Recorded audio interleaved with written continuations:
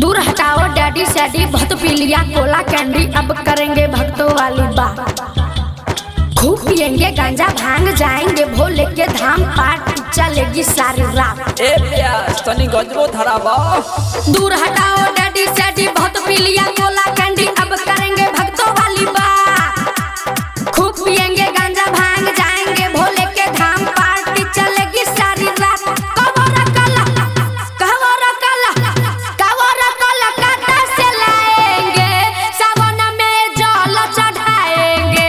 कवरा कला काटा से लाएंगे, सावन में जल चढ़ाएंगे।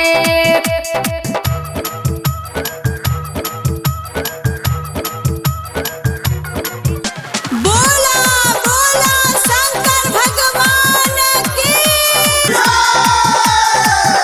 Sweta Music Entertainment। भोले के स्टाइल में हुक्का जलाएंगे, धुएं का छल्ला बनाकर उड़ाएंगे। भोले के स्टाइल में हुक्का जलाएंगे, धुएं का छल्ला बनाकर उड़ाएंगे। कावरा कला कावरा कला कावरा कला काटा से लाएंगे, सावन में जल चढ़ाएंगे। कावरा कला काटा से लाएंगे, सावन में जल चढ़ाएंगे।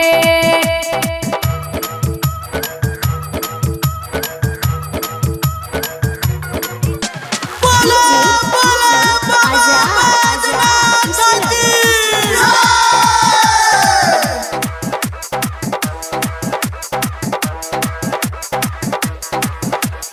भोले के भक्तों को गांजा पिलाएंगे, डीजे पर बाबा का भजन बजाएंगे।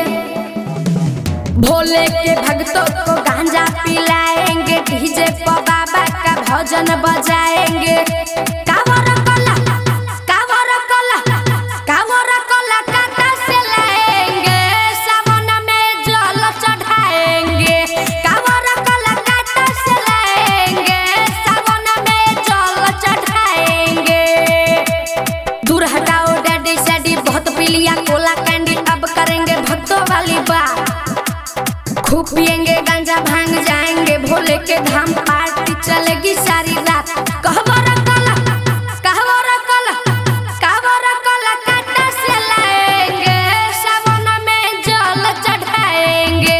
कहवरा कला काटा से लाएंगे, सावन में जल चढ़ाएंगे। अरे अभी तो शुरुआत है बाबू, आगे आगे देखो होखो तक का।